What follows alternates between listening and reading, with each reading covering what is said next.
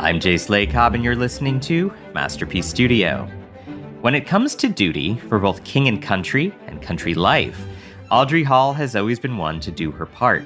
Before she was responsible for keeping Skeldale House running smoothly, she was part of the Wrens in the First World War, and is now supporting the war effort on the home front as a member of the WI. But knitting socks for soldiers has left Audrey feeling less essential in this war. She needs to be doing something more. Mr. Bosworth, might I have a word? Of course, Mrs. Hall. Though if it's Women's Institute business, you should really speak to Mrs. Pumphrey. Oh, it's not. I wish to volunteer to be a blackout warden. Over the course of Season 5, Audrey balances her responsibilities as a blackout warden with her responsibility to Skeldale House. With Tristan back and James's parents visiting, a full house means more work for Audrey. War rations present an even bigger challenge in the kitchen, yet somehow Audrey manages to secure a goose for the annual Christmas dinner. This season, Audrey finds herself pulled in multiple directions out of duty, but also worry. Her son Edward, a member of the Royal Navy, is away at sea on board the HMS Repulse. Audrey's concern intensifies when she learns that her son's ship has been sunk. Reports Something's happened. that HMS Prince of Wales and HMS Repulse have been sunk whilst carrying out operations against the Japanese attack on Malaya. An official communique issued by the Japanese claimed that both were sunk by air attack at around 5 o'clock this morning, Greenwich Mean Time. Audrey checks the newspaper daily for the list of casualties from the HMS Repulse, but doesn't see her son's name. With Edward's fate still unknown, Audrey must balance her despair and hope, seeking comfort in keeping busy. All right, then. How do I get the tea done? Oh, I can do that. I've only the potatoes to do. Still, if there's anything we can do to help. Today we talk with actor Anna Madeley about her spellbinding performance in this season's Christmas special of All Creatures Great and Small.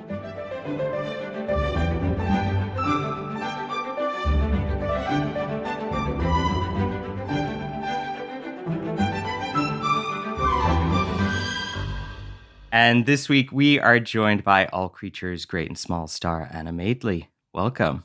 Thank you. Lovely to speak to you again. Thanks for having me. Thanks for coming back. Series 5 pushes us deeper into the reality of the war as knitting and gardening have taken on new significance, even acts of collective defiance against German invaders.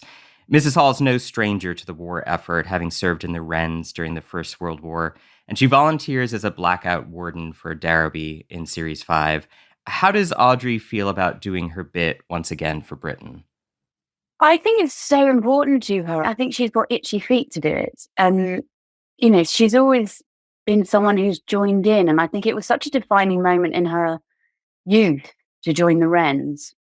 I think she learned so much, met some great people, had skills that saw her through. But I just think she's also community-minded in that way, to sort of sit by and not be doing things when she knows she has time to, I think eats away at her.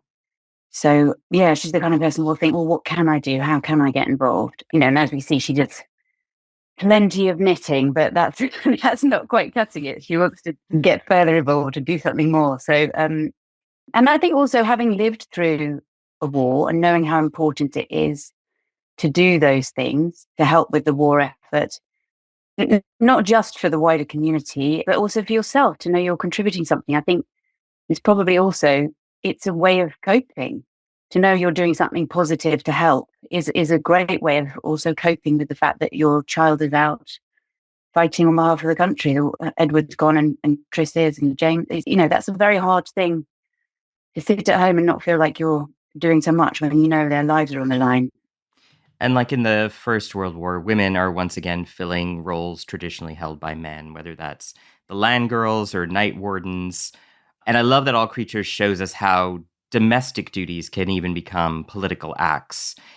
Is there a sense here, even in the Dales, that women's lives are changing, that there are new possibilities, even in the face of war? I think so, yeah. It's an interesting time. And I suppose we're able to look back on it knowing what happens next. But I think it's a really interesting point, because we deal with multiple generations and they all do different things. You see Mrs. Pumphrey having to give up her home. You see Mrs. Hall juggling the domestic world, Carmody trying to make scrambled eggs, all those sort of fun things. And then you also have the younger generation. You have Jenny talking about wanting to go off to Leeds. She's met this land girl, Doris, who's been telling her about the big city and what's available to her there. I think that's one of the things I find really interesting with Mrs. Hall is she thinks she's had a taste of that world. But I think she's a woman who really wanted to have a family and bring up children. And so she loves that role, that nurturing role in the household. But I think she is also aware that there's a world out there of all those other things. And so doesn't limit herself.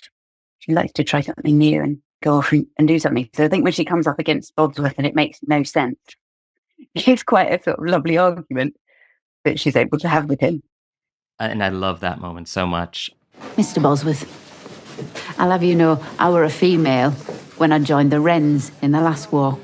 And when I learnt to fire a rifle and operate a wireless telegraph. I suppose you would have And I been, were yes. most certainly a female when I were on the crew of an harbour launch, assigned to mine spotting duties, many of which, as I recall, took place at night. I see, but the So thing... I feel fairly confident I can manage to ride a bicycle around Darrowby and tell people to close their curtains. Don't you? Is this Audrey in this moment at her very best? I think so, yeah. And I think her most sort of excited at what she could contribute and what she can do. So I think that's what's quite sad when he pops the balloon on that idea. It's a great idea. She can go out and do all these things. She can be a great warden. And love that Mrs. Pumphrey comes in and joins the conversation and I suppose in a way sort of resolves the argument for them in a rather brilliant way. In a way only Mrs. Pumphrey can. Yeah, I think you do get a little flavour of the young woman that went out there and enjoyed learning all those new skills and feeling quite powerful doing them and able. It's wonderful to feel able, to feel that you have skills that you can offer and be helpful with. I think that's a great feeling. Siegfried supports her decision. I think it's marvellous. You do? Absolutely. Good for you, Mrs. Hall. And I quite agree. We must all try to play our part. It feels somewhat out of character for the routine-loving Siegfried. What does she make of Siegfried's largesse here?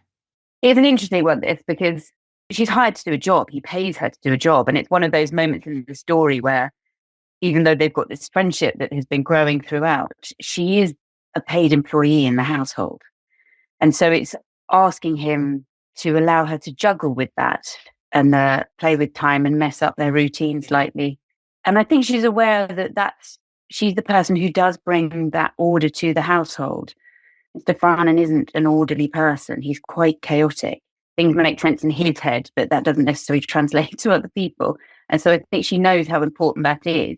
So it is quite a big ask in a way, but also wonderful. This is where he is a wonderful friend, that he'll see that she wants to do something that's good for the war effort, good for the community. And I think he's likewise slightly excited for her. So there's that wonderful layer that comes through there. And then I think it's very funny that he then struggles with it a bit, struggles with Bodsworth being around, telling Mrs. Hall what to do. He gets a little territorial, and that's quite another funny layer to it. So I love that, the complexity that they brought to that in their relationship. I think it's always multi-layered like that, and it makes it a lot of fun to play.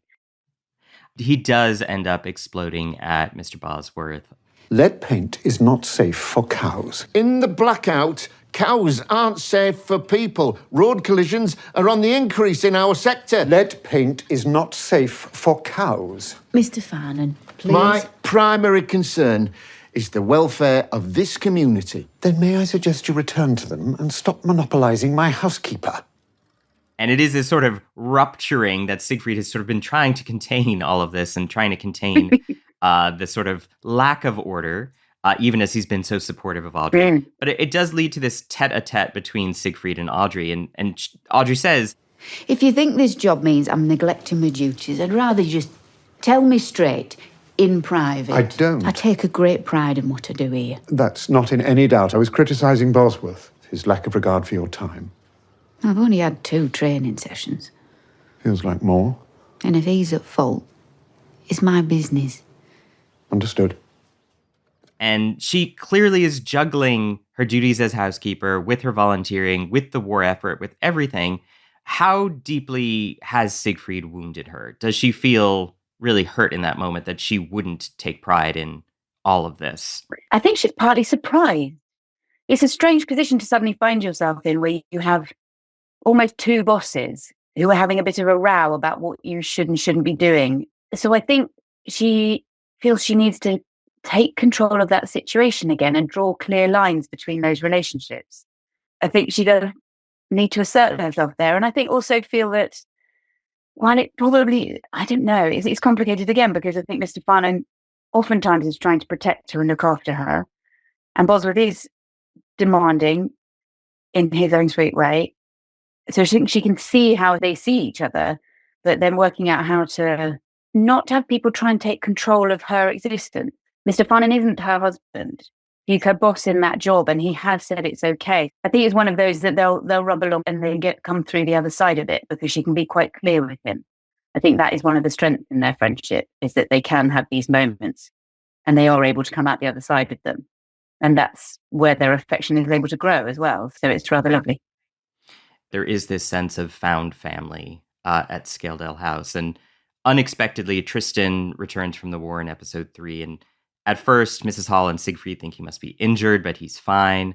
And they say specifically, this is what it's all about, the family back together. There is that notion of sort of found family here. Despite her worry for Edward, how thrilled is Mrs. Hall by Triss's return? I mean, you could almost say he's her other son. She adores him. And she also knows what he means to Siegfried. So to have him get back home and be well, I mean, it's the ultimate gift, isn't it? I don't think she could be happier. It's so frightening, the idea of your loved ones being out at war. And so to have him back home and know what that means to Mr. Farnham. And I think she really loves him as, what would you say, surrogate son, a son figure. I think that is how she feels about him. And so getting him back home is like having a family member come home. You know, you'd always rather they were there raiding the cupboard and leaving their stuff around the house than not. Yeah, I think it's absolutely joyful. Like with Series 3's Edwards, Episode 7 is an installment that rests largely on your shoulders, as Audrey provides the entire emotional spine of the episode. Were you surprised that this year's Christmas special would focus so squarely on Audrey Hall? Yes, I was. I felt very privileged to be trusted with that storyline. It was amazing. It's a huge roller coaster emotionally, that episode.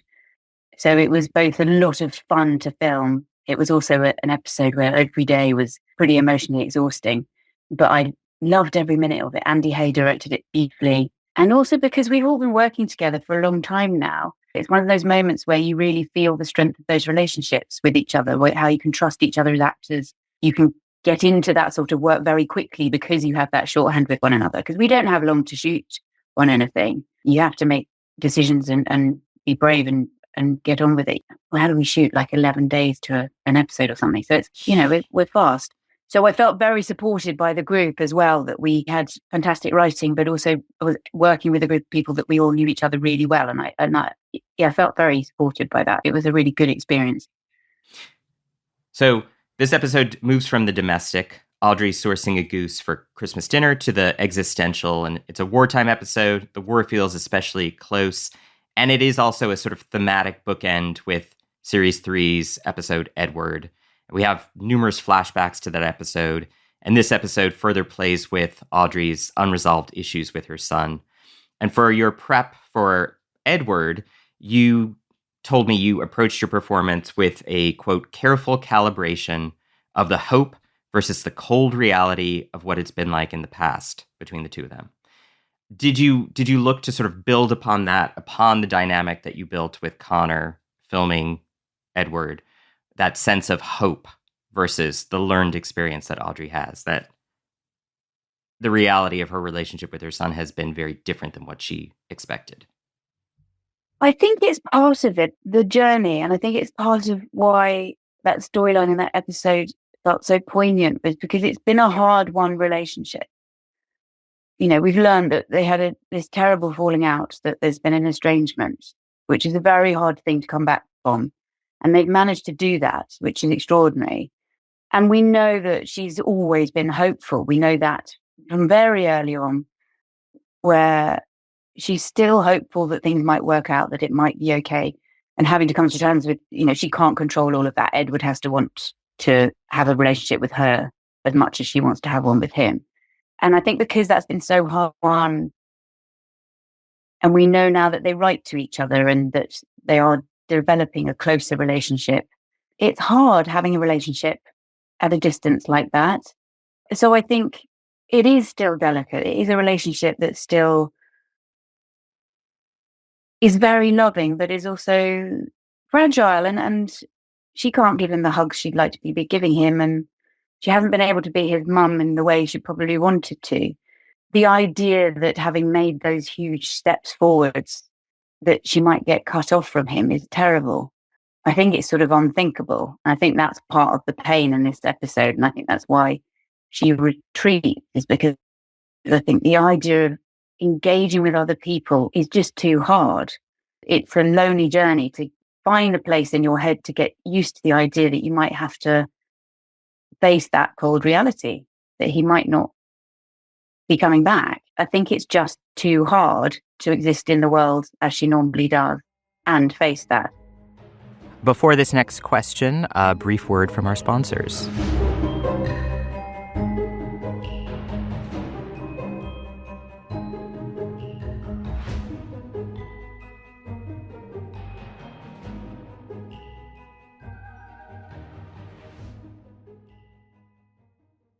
Ocean voyages, expeditions, river journeys. Viking is dedicated to bringing travelers closer to the destination, offering a small ship experience and a shore excursion in every port. Learn more at Viking.com. It initially falls to Siegfried to tell Audrey that Edward's ship has been sunk. Audrey's immediate reaction is restrained. She certainly doesn't faint. She doesn't even flinch. Mr. Farnan, a rather an unusual patient arrived. I told him to wait by the front. What is it? What's wrong? I'm afraid there's some bad news. The Repulse came under enemy attack. She's gone down off the coast of Malaya. I see. What about survivors? They don't know how many yet, but they should know more by the morning. What did they say, exactly? Only that the Prince of Wales and the Repulse had been sunk, apparently by Japanese aerial attack, and they were awaiting further reports. Well, there's no use worrying till there's more information. That calmness, do you see that as sort of denial or numbness, with Audrey just sort of operating on autopilot? How did you read that moment? I read it as a kind of blind panic. I remember the feeling a sort of flinch of anger in the playing of it, and a desire for everybody to get out of the kitchen, please. That was the initial feeling I had with it. Being in a room with 4 people staring at you while you receive horrendous news. That was my sort of instinctive response, was A, she wants information, because not having information means you don't know how fully to react to something. She's not going to suddenly burst into tears at the prospect without really knowing, because she doesn't want to, unless you're absolutely sure. Immediately, I think in a way, she grabs onto the idea of hope until someone can definitively say to her, this is what's happened. I think that's possibly where the anger comes from, is if the idea has had to be presented to her that this might have happened, but they can't give her an answer. It is an incredible moment, I think, because you see in that a host of emotions flit over your face in the very second after she gets the news. And it's even hard to parse what those emotions are. You seem to have, I think, 10 in a split second. It's extraordinary. But the only physicality that you sort of have is you put your hand on the chair to sort of steady yourself. And Callum, as Tristan comes, he puts his hand on your shoulder and you pat it gently and move away. And you really do feel like the kindness of others here is bruising. It's too much. It's friction instead of comfort. Yeah, I think that was one of the layers of the journey when we were plotting through it, of thinking that there's that moment where they all sort of get sent off to do jobs, errands, and gives her moments of peace. You have the scene where Helen tries to get through to her, and I felt like that was sort of the door shutting on the possibility of talking to Mrs. Hall about it. So they just have to let her work through it. Some people would take comfort in other people and be, need to cry on the sofa and need to be held. And I think my instinct playing those scenes was that Mrs. Hall doesn't want that, because that might suggest that he's died. And she doesn't want to have to accept. So I think carrying on is the act of hope. It's hard to do. It's like the idea of people comforting you is sort of horrendous, even though it's kindly meant. Audrey had previously met Christopher, who has snails and all sorts of other pets, during her brief foray into the black market. And she discovers that Christopher has left a fox on their front doorsteps before everything sort of goes off kilter. But there is this brief moment of connection between Audrey and the fox in its crate as Siegfried and Christopher come through the kitchen, taking the fox back to where he belongs. She does transfer, I think, a lot of maternal love, but also fear for Edward onto that wild fox. And she develops this beautiful bond with this wild animal that then takes her by surprise, I feel. What did you make of that connection, that juxtaposition between her not wanting to think about what's happened to Edward and her fear for her son with caring for and then worrying about this other creature? Yeah, it's a strong theme. And there's that scene, isn't there, with Mr. Farnham, where he's talking about, well, the kindest thing to do is to put the fox down. And seeing the fact that some people have power over life and death. And I think for Mrs. Hall, no one should really have power over someone else's life or death. And I think it comes out in an unfortunate way with Mr. Farnham, that a creature that could be looked after and nurtured and saved, the idea that you would give up in any way is too much for her at that point. I think in another moment, of course, she accepts what Mr. Farnham does. She works at the vet practice. She knows he makes decisions with the animal's welfare utmost in his mind. That for that day, it's too much for her. And I think also the fox gives her a wonderful gift. Turning up, running away, disappearing into the back sheds where they keep the animals, giving her someone to look after. And he introduces her to a quiet space where she can go and sit and have a think and clear her head for a minute, be away from all the busyness, somewhere sort of weirdly comforting. It's a dusty old shed, but it's an escape from the world. And there's something appealing, I think, about the idea of this fox isn't affected by all these things. This fox is just wanting to get on with its life and go and run around fields and live its life and do its thing. So I think it's an escapism that the fox gives her, as well as someone to look after, or a creature to look after. It's an interesting bond. The fact that then Mr. Farnham does save the fox is a sort of a gorgeous end to that journey of saying, yes, right now we need more care. We need to try harder. We need to go beyond what we thought we could do and make that extra effort to make things better for people. I love the details within this episode. For her trip to Skipton to see Patty, she takes the same biscuit tin she tried to give Edward in series 3. What do you make of that detail, given how emotionally loaded that biscuit tin was the last time she used it? And still dented. It's lovely. I mean, it's one of the joys of doing an ongoing series, is you get to build up those layers and know that audiences who have watched it and seen that will understand the significance of that tin and what it means, and that it isn't just about some biscuits or the fact that she's used up precious war ration to make them. It's an act of love. It's a desire to connect and communicate. Yeah, it's a reaching out. And in this instance, to another young lad who's been through something awful, who she hopes can help her. We have a wonderful, huge plot room at the back of our studio now that's full of all sorts of things. And so certain items in there now are becoming extremely precious. You know that they need to come back. They need to be a part of that world. You can't just use any old, well, in this instance, any old biscuit tin wouldn't have told quite the same story. That is one of the joys of making a long show. And it was a lot of fun riding a bus up and down the hills in Skipton. It's very steep. It was quite hard for the bus driver.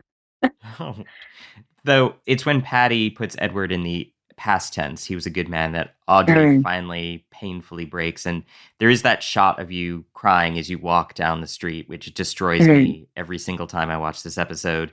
There's no dialogue. It's just you sort of staggering as you stare into the middle ground, looking absolutely forlorn as life seemingly continues around Audrey. What was Andy Hayes' direction to you in that shot? It was a funny day, actually, because we were shooting as I say, it was a very steep hill in Skipton. And it was quite funny because there were quite a few residents watching from the windows on the side.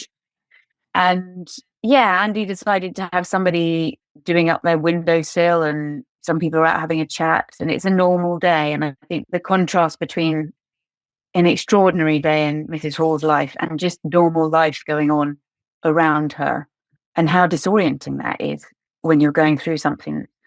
I found that really kind of useful. So we filmed me arriving on the bus and going up the hill and disappearing around the corner. And then later in the day, we were just filming me coming back round that corner as though having had the meeting with Paddy.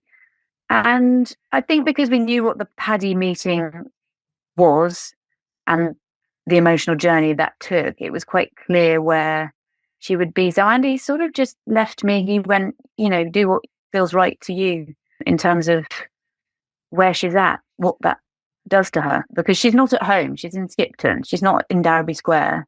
People might be friendly, but they don't know her in the same way or know her at all. So she's suddenly sort of in a strange place, in a strange island of her own emotion in the midst of normal life. It was interesting. But yeah, but I think because I found the emotional journey through the episode so strong in the script that, yeah, before coming back down the hill, I just played out that scene in my mind of how that would hit. Because she can't stay with Paddy in that room. She has to go.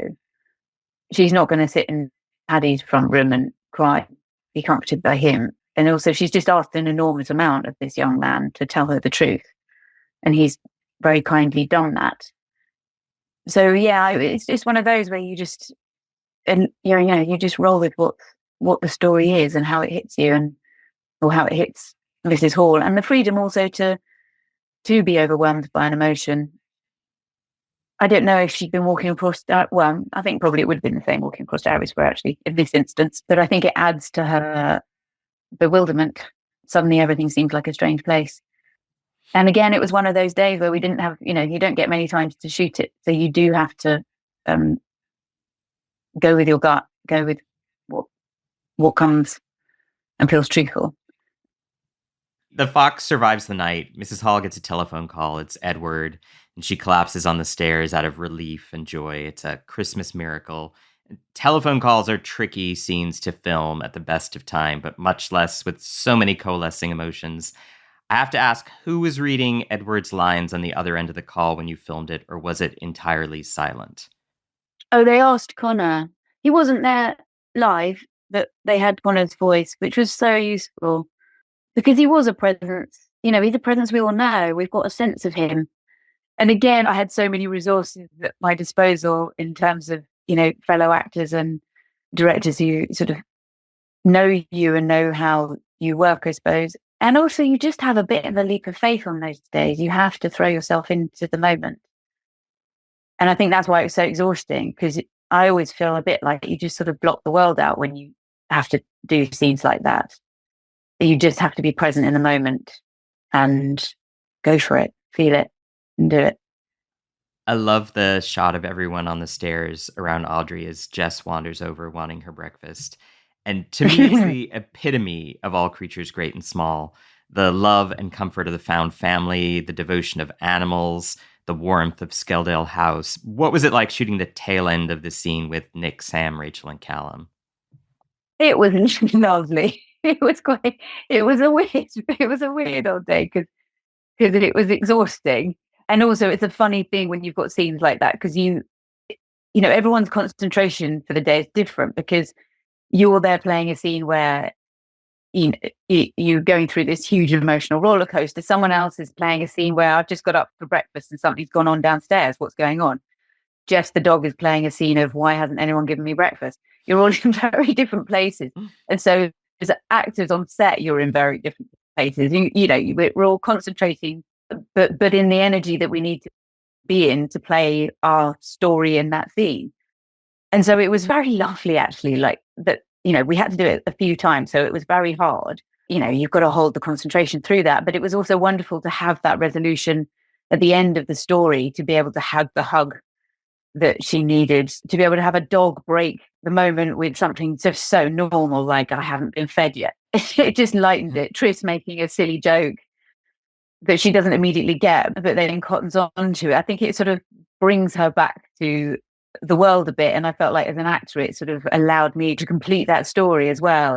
It was lovely to sort of get out of the depths of that darkness and end on a, God, yeah, let's have a drink and re-engage with everybody. You've seen her through the episode not be able to engage with them anymore, to slowly shut them out, to not be able, they don't quite know what's gone. They don't know that she's gone on this journey to see Paddy. None of that's part of the story for them at that point. They might learn about it later.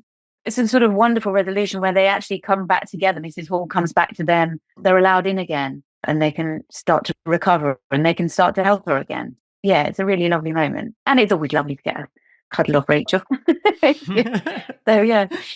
The episode ends with a final shot of Audrey gazing at her surrogate family and then seeing the snow falling outside the window. And it's as if everything is right again within Skeldale House. Looking back at 5 series and 5 Christmas specials, what has been your favorite All Creatures Great and Small Christmas memory? Or to ask it another way, what Christmas special moment, either on or off screen, will you cherish forever?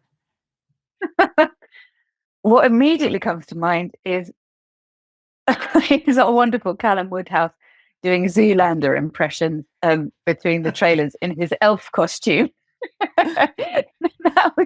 That was a delightful moment in our lives. There's so much fun at Christmas. I mean, Tony Pitts is Santa at Father Christmas. Sam as Father Christmas. I mean, the whole, all of them. I loved watching the work Duncan Preston did and Callum in that storyline about the pigeons. I thought was absolutely gorgeous and such a beautiful counterbalance to the sadness of Audrey's story. There's always something lovely at the end of feeling that resolution, of that sense of coming back together, of they are a strong unit together, and we are very blessed as a cast and crew to be a strong unit. And so there's just something very lovely about that. It's special. You don't get that on every job. That's always delightful. Anna Madeley, thank you so very much. Thank you. It's been great to talk to you again.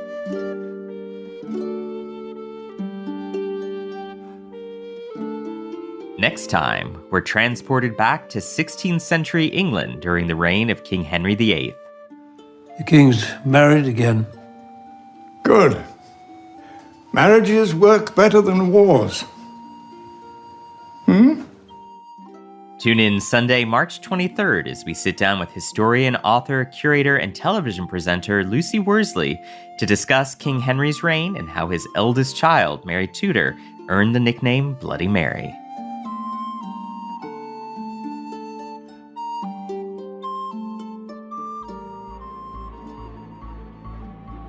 Masterpiece Studio is hosted by me, Jay Slay-Cobb, produced by Jack Pombriant, and edited by Robin Bissett. Alishaba Etup is our sound designer. The executive producer for Masterpiece is Suzanne Simpson.